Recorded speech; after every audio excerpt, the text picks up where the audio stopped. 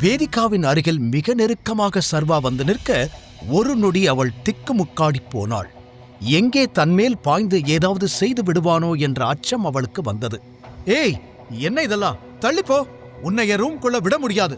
வேணும்னா போய் சர்வன்ட்ஸ் இருக்கிற ரூம்ல தங்கு, இல்ல ஸ்டோர் ரூம்ல படுத்துக்கோ, அதுதான் உனக்கான இடம். கெட் லாஸ்ட் என்று வேதிகா கோபமாக கத்த, அதுவரை கம்பீரமாக நின்று கொண்டிருந்த சர்வாவின் முகம் அடுத்த நொடி மாறியது. அவன் விலகி பின்னால் வர வேதிகா வேகமாக கதவை சாத்திவிட்டாள். அது சரி, நான் அந்த நைட் ஃபுல்லா குடிச்சு மட்டை ஆயிட்டேன், ஒத்துக்கிறேன். ஆனா இவ எதுக்கு கதவை திறந்து வச்சுக்கிட்டு தூங்குனா? இத கேட்டா லாஜிக் பேசுறியான்னு கேப்பா. எதுக்கு என்று தனக்குள் சொல்லிக் கொண்டவன், இதுக்கு மேல இங்க நின்னு நம்ம அசிங்கப்பட வேணாம் என்று முடிவெடுத்து விட்டு அவள் சொன்னது போல சர்வன்ட்ஸ் தங்கும் இடத்திற்கு வந்தான். நல்ல வேளையாக ஒரு பெட் ஃப்ரீயாக இருந்தது. அட்லீஸ்ட் இதாவது கிடைச்சதே என்று நிம்மதியானவன் அடுத்த நிமிடம் அதில் படுத்து தூங்கியே விட்டான். எந்த இடத்தில் தூங்குகிறோம் என்பதெல்லாம் அவனுக்கு கவலையே இல்லை. புதிதாக தனக்கு ஒரு குடும்பம் கிடைத்துவிட்டது என்ற எண்ணமே அவனுக்கு பெரும் நிம்மதியை கொடுத்தது. அடுத்த நாள் காலை எழுந்து சீக்கிரமாக ரெடியாகி விக்ரமனின் ஆபீஸுக்கு வந்த சர்வா முதலில் அங்கு பார்த்தது தீரஜைதான். போயும் போய் இவன் மூஞ்சிலியா முழிக்கணும் என்று சர்வா கடுப்பாக, இவன் எங்க இங்க வந்தான் என்று எரிச்சலோடு அவனை பார்த்தான் தீரஜ். பிறகு செக்யூரிட்டியிடம், அங்க ஒருத்த வாரான் அல்ல, அவனை அங்கேயே ஸ்டாப் பண்ணு, உள்ள விடாத, அப்படி விட்டா உன் வேலைதான் போகும் என்று கூறி அனுப்பி வைக்க, அந்த செக்யூரிட்டியும் உள்ளே நுழைய வந்த சர்வாவை உடனே தடுத்து, ஏய், இங்கெல்லாம் வரக்கூடாது, வெளியே போ என்று கோபமாக கூறினான். இது எல்லாம் தீரஜ் ஏற்பாடு என்று புரிந்து கொண்ட சர்வா ஒரு பெருமூச்சுடன், ஹலோ, எதுக்காக இப்ப என்ன வெளியே போக சொல்றீங்க? நான் இங்க விக்ரமன் சாரை பார்க்க வந்திருக்கேன் என்று கூற, செக்யூரிட்டி பதில் சொல்லும் முன், என்ன சர்வா, என்னமா விக்ரமன் சார் உனக்கு கீழே வேலை பார்க்கிற அசிஸ்டன்ட் மாதிரி திமிரா பேசிக்கிட்டு இருக்க? முதல்ல உன்னோட ஸ்டேட்டஸ் என்னங்கிறத புரிஞ்சுக்கோ. இந்த கம்பெனிக்கே ஓனர் மாதிரி துள்ளக்கூடாது. ஏதோ தங்கச்சி புருஷனா போயிட்டியேன்னு அக்கறையில சொல்றேன். முதல்ல கிளம்பு என்று வேண்டுமென்றே சர்வாவை மட்டம் தட்டும் எண்ணத்தில் கூறினான் தீரஜ்.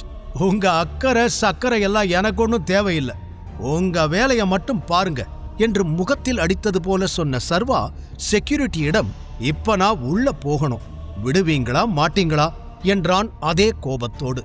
அதான் விட முடியாதுன்னு சொல்லிட்டேனே என்று தெளிவாக அந்த செக்யூரிட்டி சொன்ன நேரம், நீங்க உள்ள போகலாம் என்று பின்னால் இருந்து ஒரு பெண்ணின் குரல் கேட்டது.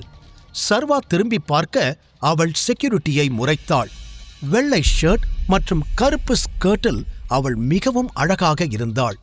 தீரஜ் அந்த பெண்ணிடம் ஏதோ சொல்ல வர சட்டென கை நீட்டி அவனை பேசவிடாமல் ஸ்டாப் செய்தவள், நீங்க எதுவும் சொல்ல வேண்டாம், இவரு விக்ரமன் சாரோட கெஸ்ட், நான் பாத்துக்கிறேன். மிஸ்டர் சர்வா, நீங்க என் கூட வாங்க என்று கூறி சர்வாவை தன் கேபினுக்கு அழைத்துச் சென்றாள்.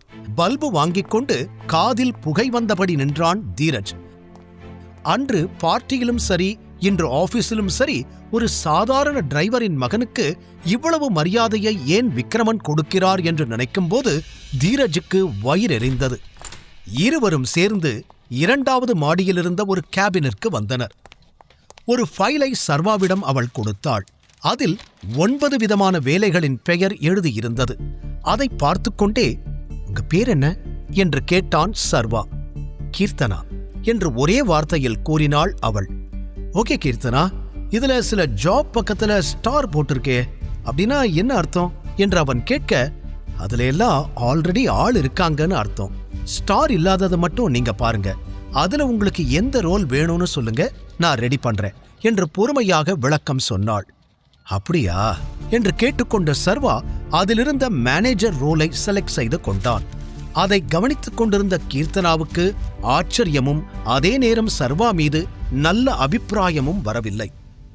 சர்வா என்ன சொல்றானோ அதை ப்ராப்பரா பண்ணி கொடுக்கணும் என்று அவளது பாஸ் விக்ரமன் ஏற்கனவே ஆர்டர் போட்டிருக்க கீர்த்தனாவிற்கு வேறு வழி இல்லை. ஓகே, இந்த ரோல்லையே உங்களுக்கு ஃபிக்ஸ் பண்ணிடுறேன், உங்களோட பர்சனல் டீடைல்ஸ் எல்லாம் எனக்கு வேணும், நீங்க நாளையிலிருந்து ஜாயின் பண்ணிக்கலாம் என்று அடுத்தடுத்த வேலைகளை பார்க்க ஆரம்பித்தவள் சர்வாவின் டீடைல்ஸ் அனைத்தையும் நோட் செய்து கொண்டாள். பிறகு அங்கிருந்து வெளியே வந்த சர்வாவின் மனதிற்குள் பல எண்ணங்கள் ஓடிக்கொண்டிருந்தது. இந்த கம்பெனியே அவனுக்கு சொந்தமானதுதான். அதை முழுதாக எடுத்துக்கொள்ளும் விருப்பமும் அவனுக்கு இருந்தது. ஆனால் ராணா மற்றும் அவனது மகன் சூர்யாவின் முகத்திரையை கிழிக்கும் வரையிலாவது தன் ஐடென்டிட்டியை மறைத்து வாழ்வது என்று முடிவெடுத்தான். நாளையிலிருந்து ஒரு கம்பெனியில வேலை பார்க்க போறேன். முன்னாடி மாதிரி பழைய ட்ரெஸ் எல்லாம் போட்டுட்டு வர முடியாது. ஃபர்ஸ்ட் புது ட்ரெஸ் வாங்கணும். அப்புறம் இந்த பட்டன் போனையும் மாத்தணும். ஒழுங்காவே வேலை செய்ய மாட்டேங்குது. வேற என்னெல்லாம் பண்ணணும் என்று தனக்குள்ளேயே பேசிக் கொண்டிருந்தவனுக்கு இப்போது வேதிகாவின் பெற்றோர்களை சமாளிக்க இந்த வேலை மிகவும் முக்கியமாக தோன்றியது. தீரஜ் இன்னும் வெளியில்தான் நின்று கொண்டிருந்தான். சர்வா எதற்கு இங்கு வந்தான் என்பதை தெரிந்து கொள்ளாமல் அவனுக்கு மண்டையே வெடித்து விடுவது போல இருந்தது. அவனை கண்டுகொள்ளாமல் கடந்து சென்ற சர்வா நேராக பேங்க் நோக்கி சென்றான். விக்ரமன் அவனுக்கு கொடுத்த செக்கை இப்போது வரை அவன் பணமாக மாற்றவில்லை. அதற்காகவே பேங்கிற்கு வந்து சேர்ந்தான். அங்கு நுழைந்ததுமே முதலில் தென்பட்ட பாஸ்கரை பார்த்ததும் சர்வாவின் மூட் ஸ்பாயிலானது. பாஸ்கர் ஆகாஷின் நண்பன். சர்வாவின் வறுமையை குத்திக்காட்டி ஏதாவது பேசியபடி இருக்கும் ஒரு சீப் கேரக்டர். சர்வாவை பார்த்ததும் பாஸ்கர் நக்கலாய், பாருடா பெரிய பெரிய ஆளெல்லாம் பேங்குக்கு வந்திருக்காங்க என்று சிரிக்க, சர்வா அவனை கண்டுகொள்ளாமல் வந்த வேலையில் குறியாக இருந்தான். பாஸ்கரும் பெரிய பணக்காரன் கிடையாது. ஜஸ்ட் அப்பர் மிடில் கிளாஸை சேர்ந்தவன்தான். இருப்பினும் தன்னை பணக்காரன் போல் காட்டிக்கொள்வதற்காக காஸ்ட்லியான உடைகளை மட்டுமே அணிவான். இதற்கு முன்பு பல முறை சர்வா ஃபுட் டெலிவரி செய்வதற்கு அங்கு சென்றிருந்தாலும் முதல் முறையாக பணம் எடுப்பதற்காக பாஸ்கரிடம் சென்றவன், நான் மணி வித்ட்ரா பண்ணணும் என்று கூறியபடி செக்கை காட்ட பாஸ்கரன் அதை நம்ப முடியாமல் பார்த்தான். பெரிய அமௌண்ட்டை மட்டும்தான் செக்கை வச்சு எடுக்க முடியும் தெரியும்ல என்று கேட்க அவன் குரலே இளக்காரமாய் இருந்தது. நான் எடுக்க போற பணமும் பெரிய அமௌண்ட் தான். சோ கண்டிப்பா உன்னால கவுண்டர்ல இருந்து அதை கொடுக்க முடியாது. என்ன மேனேஜர் கிட்ட கூட்டிட்டு போ என்று சர்வாவும் கெத்தாக கூற பாஸ்கர் வெடித்து சிரிக்க ஆரம்பித்தான். உன்ன மேனேஜர் கிட்ட கூட்டி போய் ஏன் வேலை போறதுக்கா? கூடு, எவ்வளவு பெரிய அமௌண்டா இருந்தாலும் நானே கொடுக்கிறேன் என்று சர்வா சுதாரிக்கும் முன்பே அவன் கையில் இருந்த செக்கை பிடுங்கி பார்த்தவன் அதில் எழுதியிருந்த 50 கோடி அமௌண்டை பார்த்து அதிர்ச்சி அடைந்தான். அடுத்த நிமிடம் முகம் மாறி வேகமாக அதை கிழித்து போட்டான். ஏய், என்ன பண்ற என்று சர்வா கோபமாய் கேட்க, பாஸ்கரோ, செக்யூரிட்டி, உடனே இவனை வந்து புடிங்க. ஃபேக் செக் கொண்டு வந்து பேங்கை ஏமாத்த பார்க்கறான். நான் இப்பவே போலீஸ்க்கு கால் பண்றேன் என்று கத்த, சர்வாவோ தன்னை பிடிக்க வந்த செக்யூரிட்டிகளிடமிருந்து திமிரியபடி கிழிந்து கிடந்த செக்கை ஆத்திரமாக பார்த்தான். மரியாதையா என்ன விட சொல்லு என்று சர்வா சீறிக்கொண்டிருந்த பொழுதே திடீரென்று அந்த இடத்தில் பயங்கர ஸ்ட்ராங்கான ஒரு பெர்ஃப்யூம் வாடை அடிக்க, தொடர்ந்து அழுத்தமான காலடி சத்தத்தோடு யாரோ உள்ளே வருவது தெரிந்தது. இங்க என்ன நடக்குது என்று பழக்கப்பட்ட குரல் கேட்டதும் சர்வா திரும்பி பார்க்க அங்கு கேங்ஸ்டர் கரிகாலன் தான் நின்று கொண்டிருந்தார். சர்வாவுக்கு பிரச்சனை என்றதும் அவர் டோட்டலாய் மாறிப்போக, பாஸ்கர் பதட்டமாய், சாரி சார், இந்த சிச்சுவேஷன் நீங்க பார்க்க வேண்டியதா போயிருச்சு. இவன் ஒரு ஃப்ராடு சார், அதனாலதான் பிடிச்சு வச்சிருக்கோம் என்று சொல்ல, கரிகாலன் தன் கோபத்தை அடக்கிக் கொண்டு, அவனை விடுங்க என்று சொல்ல, அதுவரை சர்வாவை பிடித்திருந்தவர்கள் கரிகாலனுக்கு பயந்து கையை எடுத்தனர். பாஸ்கர் தயக்கமாய், இல்ல சார், இவனால உங்களுக்கு ஏதாவது பிரச்சனை என்று இழுக்க, கரிகாலன் விட்டால் பாஸ்கரை அடித்து கொன்றுவிடும் வெறியில் இருந்தார். தனக்கு அவர் இவ்வளவு முக்கியத்துவம் காட்டுவது வெளியில் சந்தேகத்தை ஏற்படுத்திவிடும் என்று நினைத்த சர்வா அவருக்கு கண்ணை சிமிட்டி செய்கை செய்ய, அதை புரிந்து கொண்டு வேறு வழியில்லாமல் நார்மலாக மாறிய கரிகாலன், இது பெரிய பிரச்சனை, உன்னோட லெவலுக்கு நீ ஆக்ஷன் எடுக்க முடியாது, நானே இவனை மேனேஜர் ரூமுக்கு கூட்டிட்டு போறேன் என்று கூற, பாஸ்கர் சரிங்க சார் என்று விலகிவிட, கரிகாலனோடு மேனேஜர் ரூமுக்கு சென்றான் சர்வா. ஃபுல் ஏசி ரூமில் கம்ப்யூட்டரில் ஏதோ ஒர்க் பண்ணிக் கொண்டிருந்த மேனேஜர் திவாகர் மடார் என்று கதவை திறந்து கொண்டு திடீரென்று யாரோ வருவதை நிமிர்ந்து பார்க்க, கரிகாலனை கண்டதும் வேகமாய் சேரிலிருந்து எழுந்து, சார் நீங்களா, வரேன்னு ஒரு வார்த்தை சொல்லியிருந்தா நானே வந்து வெல்கம் பண்ணியிருப்பேனே என அவசரமாய் கேட்க, கரிகாலன் நோ இஷ்யூ என்றபடி அங்கிருந்த சோஃபாவில் அமர்ந்தவர், என்னோட வேலை விஷயமா தான் வந்தேன். ஆனா வெளியே நடந்த பிரச்சனைய பார்த்ததுக்கு அப்புறம் உங்ககிட்ட சில முக்கியமான விஷயங்களை பேசணும்னு தோணுச்சு. அண்ட் இது யாருன்னு தெரியுதா என்று சர்வாவை காட்டி கேட்டார். அவனை மேலும் கீழும் பார்த்த மேனேஜரின் கண்கள் அவனுடைய கையில் இருந்த புலி முத்திரை மோதிரத்தில் பதிய அடுத்த நிமிடம் ஆடிப்போய்விட்டார். கடவுளே, இது நம்மளோட டைகர் தானா? டைகர் திரும்பி வந்துட்டாரா என்றவர் பதற, யார் இவரு என்றான் சர்வா புரியாமல். டைகர், இவரும் நம்ம டீம்ல ஒரு ஆள்தான். அக்கவுண்ட் சம்பந்தப்பட்ட விஷயத்தையெல்லாம் இவர்தான் பாத்துக்கிறாரு என்று கரிகாலன் மேனேஜரை சர்வாவுக்கு அறிமுகப்படுத்தி வைக்க அவனுக்கு மேலும் தலை சுற்றி போனது. ஒரு நேஷனல் பேங்கின் மேனேஜர் தனக்கு கீழே இருப்பது அவனுக்கே புதுமையாக இருக்க, மேனேஜரோ அவன் காலிலே விழுந்து விட்டார். டைகர், இவ்வளவு நாள் எங்க போனீங்க? நாங்க உங்களை தேடி அலையாத இடம் இல்லை. இப்போ உங்களை பார்த்ததும் எல்லாம் மாறும்னு எனக்கு நம்பிக்கை வந்துருச்சு.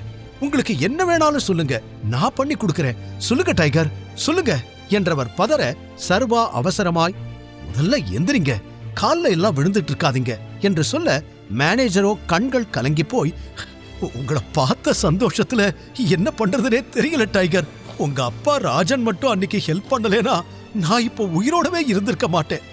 நீங்க வந்துட்டீங்க இல்ல, இங்க இனிமே நம்மளோட பிரச்சனையெல்லாம் முடிஞ்ச மாதிரிதான் என்று சொல்ல, அதற்கு கரிகாலன், போதும் போதும், இத பத்தி அப்புறம் பேசலாம். முதல்ல உனக்கு கீழே வேலை பார்க்கறவங்களுக்கு யார்கிட்ட எப்படி நடந்துக்கணும்னு கத்துக்கொடு. நான் இன்வால்வ் ஆகி கத்துக் கொடுக்க ஆரம்பிச்சா எவனும் உயிரோட மிஞ்ச முடியாது என்று மிரட்டலாக சொல்ல, மேனேஜர் என்னவோ நடந்திருக்கிறது என்று புரிந்து கொண்ட நிமிடம் கரிகாலன் வெளியில் நடந்த கூத்தை சொல்ல, மேனேஜர் கொதித்து விட்டார். ஒரு பக்கம் சர்வா தன் வாழ்வின் புதிய பக்கங்களை பார்த்துக் கொண்டிருக்க, இன்னொரு புறம் பல வருடங்களாக சர்வாவை தேடிக்கொண்டிருந்த ஒருவனுக்கு அவனை பற்றிய தகவல் வந்து சேர்ந்தது.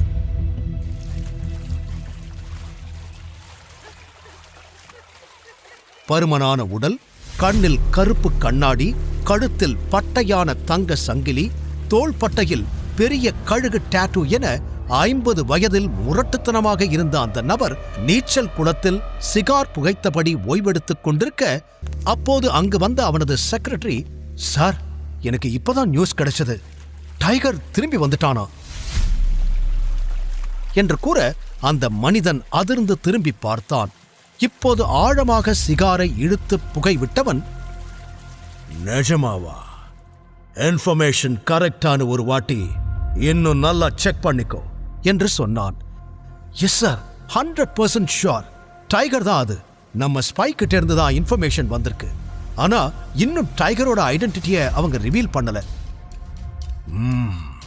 சரி, அந்த புலிக்குட்டி இப்பதானே வந்திருக்கு, உடனே எதுவும் பண்ண வேண்டாம். Let him play.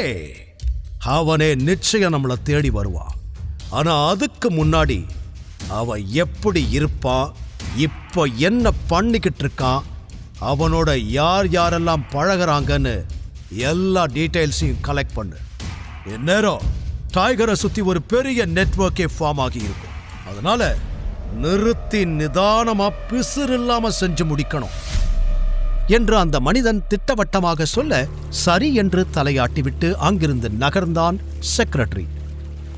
அப்போது அந்த மனிதன் அருகில் வந்த பெண், இதோ டைகர்னு பேசிக்கிட்டு இருந்தீங்க, நீங்க வேட்டைக்கெல்லாம் போவீங்களா? இந்த முறை புலிய வேட்டையாட போறீங்களா என்று புரியாமல் கேட்டு வைத்தாள் அவள். அதை கேட்டு சிரித்த அந்த மனிதன், ஆமா, புலிய வேட்டையாடத்தான் போறேன். நீ மறுபடியும் இங்க வந்திருக்க கூடாது டைகர் என்றவன் சிகாரை இழுத்து வானத்தை பார்த்து புகை விட்டபடி சத்தமாக சிரிக்க ஆரம்பித்தான். மறுபுறம் பேங்கில் மேனேஜர் பதட்டத்துடன் பாஸ்கரை திட்டி அழைக்க, தன் பாக்கெட்டில் இருந்த கன்னை எடுத்த கரிகாலன், சர்வா, இந்தா, உன்னை இன்சல்ட் பண்ணவனை என்ன செய்யணுமோ செஞ்சுக்கோ என்று துப்பாக்கியை நீட்டினார். அதைக் கண்ட மேனேஜர் உறைந்து நின்றார். சர்வாவின் முதுகுத்தண்டும் சிலிர்த்தது. முதல் முறையாக துப்பாக்கியை பார்த்தவனின் கண்கள் ஆச்சரியத்தில் விரிந்தது. அடுத்து நடக்கப் போவது என்ன? யார் இந்த பவர்ஃபுல் எதிரி? தெரிந்து கொள்ள தொடர்ந்து கேளுங்கள் Tiger Returns, only on Pocket FM.